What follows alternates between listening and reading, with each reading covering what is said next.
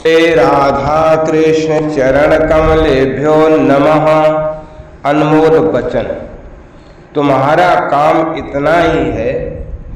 भगवान ने तो सबको मात्र जीवों को अपने शरण ले रखा है, इसलिए वे किसी से पूछते ही नहीं कि तुम्हारे को कहाँ जन्म दें, किस माँ के यहाँ जन्म दें। अब हमें केवल अपनी तरफ से उनके शरण होना है, यह सबसे श्रेष्ठ साधन है।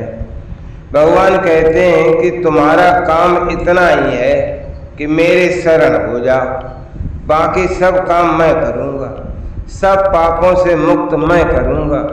तुम्हारे को मुक्ति करनी नहीं पड़ेगी।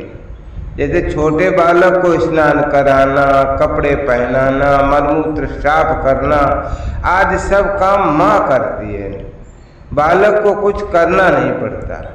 बालक का सब काम करके माँ प्रसन्न होती है, माँ को आनंद आता है। गाय खुद ही बछड़े को चाट कर साफ करती है, तो इससे गाय को आनंद आता है। जो गाय बछड़े को चाट कर साफ करती है, उस गाय का दूध बढ़ता है। अगर बछड़े को धोकर साफ कर दिया जाए तो गाय का दूध कम होता है।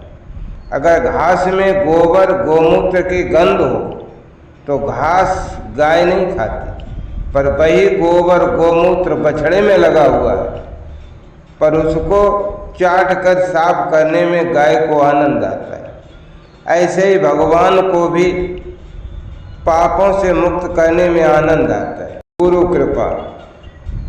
गुरु कृपा चार प्रकार से होती है। एक स्मरण से, दूसरी दृष्टि से, तीसरी शब्द से, चौथी स्पर्श से। जैसे कछुई रेत के भीतर अंडा देती, पर स्वयं पानी के भीतर रहती हुई उस अंडे को याद करती रहती है, तो उसके स्मरण से अंडा पक जाता है। ऐसे ही गुरु की याद करने मात्र से शिष्य को ज्ञान हो जाता है। ये है स्मरण कृपा। दूसरा, जैसे मछली जल में अपने अंडे को थोड़ी थोड़ी देर में देखती रहती है, तो देखने मात्र से अंडा पक जाता है। ऐसे गुरु की कृपा दृष्टि से शिष्य को ज्ञान हो जाता है, ये दृष्टि कृपा है। तीसरा, जैसे कुररी पृथ्वी पर अंडा देती है और आकाश में शब्द करते हुए घूमती है, तो उसके शब्द से अंडा पक जाता है। ऐसे ही गुरु अपने शब्दों से शिष्य को ज्ञान करा देता है, ये शब्द कृपा है।